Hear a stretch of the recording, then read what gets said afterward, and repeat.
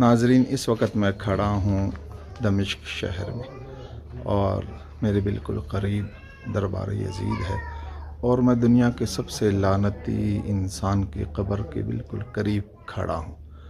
قبر کے قریب جانا تو ممکن نہیں، حکومت نے منع کیا ہوا ہے اندر جانے میں، حکومت نے جو ہے وہ بند کیا ہوا اس کی قبر کو۔ لیکن دنیا میں آدم علیہ السلام سے لے کر قیامت تک مجھے نہیں لگتا کہ کوئی اس سے بڑا لعنتی دنیا میں آیا ہو۔ آئیے قبر کے چند حالات آپ کو دکھاتا ہوں تاکہ عبرت ہو کہ اہل بیت کا جو قاتل تھا، اللہ تبارک و تعالی نے اس کا کیا انجام کیا۔ آئیے دکھاتا ہوں۔ ناظرین، آج آپ کو کہانی سنانے لگا ہوں ایک صاحب تخت و تاج شخص کی کہ جس کا محل آج بھی دمشق شہر میں شان و شوکت کے ساتھ کھڑا ہے۔ اگر اللہ نے آپ کو توفیق دی دمشق شہر میں جانے کی تو محل دیکھ کر آپ حیران رہ جائیں گے، لیکن قبر کا عالم یہ ہے کہ جب میں محل سے چلا، کئی لوگوں سے پوچھنے کے باوجود آخر میں اس شخص نے مجھے زمین پر لکیریں ڈال کر مجھے قبر کا بتایا کہ اس جگہ اس کی قبر موجود ہے۔ کئی لوگوں سے پوچھنے کے بعد میں قبر کی سمت چلا۔ یہ راستے کے مناظر آپ دیکھ رہے ہیں۔ ناظرین، اگر محل کو دیکھا جائے تو بہت ہی بلند اور اعلیٰ محل ہے۔ 1400 سال پہلے اس طرح کا محل شاید ہی کسی بادشاہ کا ہو جس طرح یزید لعنتی نے اپنا محل تعمیر کروایا۔ بڑا ہی بلند اور شان و شوکت کے ساتھ دمشق شہر میں کھڑا ہے، لیکن صاحب تخت و تاج کا آج قبر کا یہ عالم ہے کہ لوگوں کو اس کی قبر معلوم ہی نہیں کہ کہاں ہے۔ جس کو معلوم ہے وہ بتاتا نہیں، اگر کوئی بتائے تو وہاں پر لوگ جا کر اس پر لعنتیں ڈالتے ہیں۔ اس لیے جو یہاں کے رہنے والے لوگ ہیں اس کی قبر کا پتہ ہی نہیں بتاتے تاکہ مزید لعنتوں سے اس کو بچایا جا سکے۔ لیکن ایسا شخص کہ جس نے اہل بیت اطہار ان لوگوں کے ساتھ دشمنی کی جو اللہ تبارک و تعالی کے محبوب ترین انسان تھے، جن پر اللہ اور اس کے فرشتے اور کل کائنات کے انسان اور جن درود و سلام پڑھتے ہیں، ان لوگوں کے ساتھ اس نے دشمنی کی، تو آج اس کی قبر کا یہ عالم ہے کہ آج اس کی قبر پر جانے والا کوئی نہیں۔ اگر کوئی میرے جیسا جاتا ہے تو صرف اور صرف لعنت ڈالنے کے لیے ہی وہاں جاتا ہے۔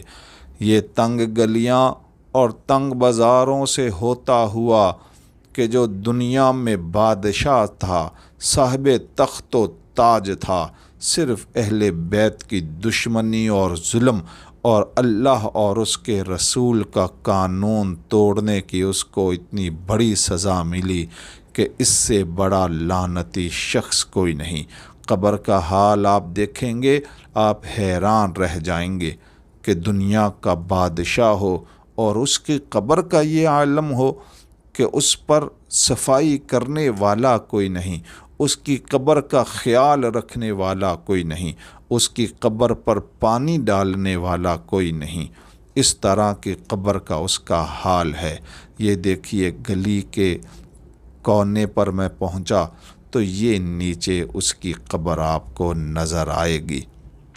قبر کا یہ عالم ہے کہ حکومت اندر جس کمرے کے اندر ہے اس کی چھت ٹوٹی ہوئی ہے، اندر جانے نہیں دیا جاتا، کچھ حالات خراب ہونے کی وجہ سے کہ چھت وغیرہ اور مزید نہ گر جائے اور کوئی زائر زخمی نہ ہو جائے، اور کچھ اس لعنتی کے کرتوتوں کی وجہ سے کہ لوگ اس کی قبر پر جا کر لعنت ڈالتے ہیں، تو اس کو مزید لعنتوں سے بچانے کے لیے قبر کو چھپا کر رکھا گیا ہے۔